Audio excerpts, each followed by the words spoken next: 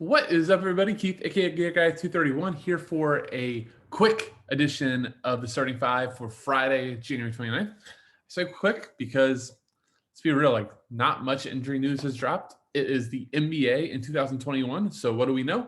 That injury news will drop and drastically change the slate. So make sure you've got your labs notifications. Make sure you know your pivots and know what certain things mean. It was nice to kind of get ahead of LeBron or AD sitting yesterday. If you watched the preview, we called that out and got that notice, got Kuzma in. I unfortunately also put Harrell in my main lineup, which didn't go so well, but profitable night. Whether we win GPPs or just cash, profit is profit. So let's move on and see if we get some good picks tonight. Bottom right of the screen is the subscribe button. Please hit that if you enjoy these videos, and let's jump into the picks. So I'm just going to start kind of top to bottom and just give you an idea now. I'll just say this.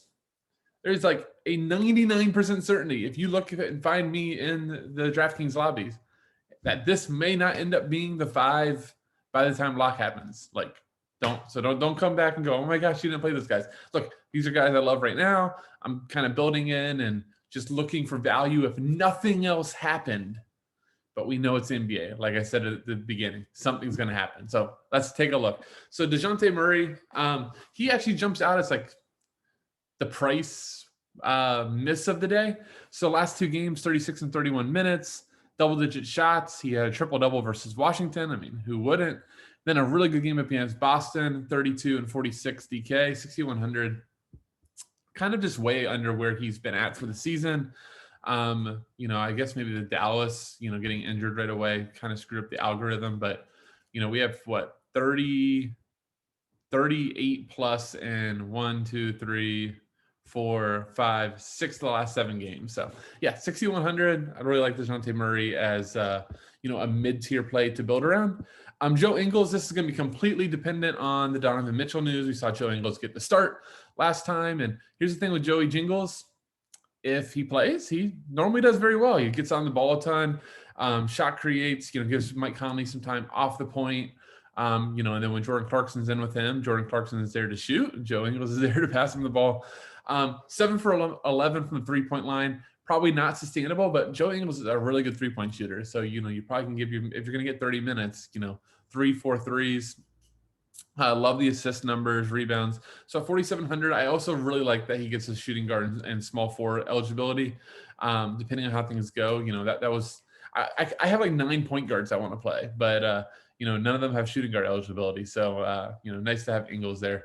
Rui Hachimura, we're going to need to watch the news, but he is supposed to be back tonight. And this is one of the games that could go nuts.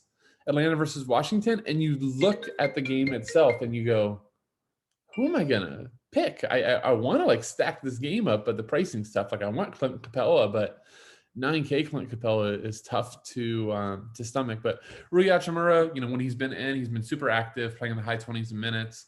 4,900 is probably about 1,000 less than he's going to be once he gets an extended run. They're not going to keep starting Anthony Gill, so Rui should jump in, get a good amount of shots, and a great matchup. Rudy Gobert has been absolutely insane run the last few games. Rematch versus Dallas tonight. He had 68 DK in 37 minutes, absolutely destroying on the boards. 20 rebounds that game, 19 the game before. Just insane run. Rudy Gobert is always one of these guys that gives us a great floor. Sometimes it's just a ceiling that we have to question because of the scoring, but you're going to get blocks, you're going to get steals, you're going to get some points, and you're going to get, he walks in the floor, he gets you double-double. 7,500, I think he makes a ton of sense to start building with. And then finally, probably my favorite play of the slate, and the guy on the cover is Shai Gilgeous-Alexander. Look, we consistently have not been targeting, or if you're me, keep thinking that Brooklyn's going to be, this absolute force to be reckoned with. And look, the reality is they don't play defense, and the big three is still figuring it out together.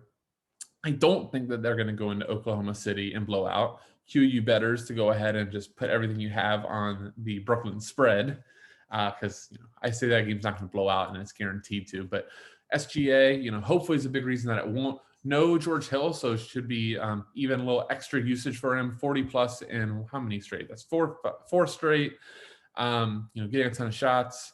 Love to see him get to 40 minutes, but it does look like mid to low 30s. But at 8,300, I think there's a good chance by the end of the season we're looking at SGA around 9,500. And in a game versus a team that cannot defend nor wants to defend, right? I really want to get SGA. Maybe this is a good way to get access to this game without having to pay the expense of KD, hashtag revenge. So, I like KD, but, is it going to be a KD game? Is it going to be a Harden game? Is it going to be a Kyrie game? We just never know. So I like just going on the other side of it to get exposure to the game. All right, that'll do it. Thank you guys so much for watching. With that, see you.